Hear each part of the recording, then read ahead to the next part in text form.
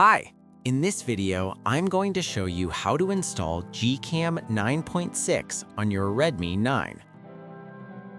Step 1. Tap the first link in the description to open the article.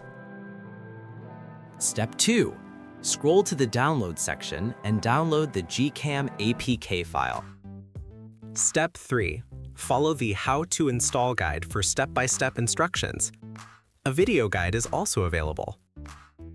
That's it. Don't forget to visit the article for complete instruction in APK file. Lastly, here's some GCam versus stock camera app comparison.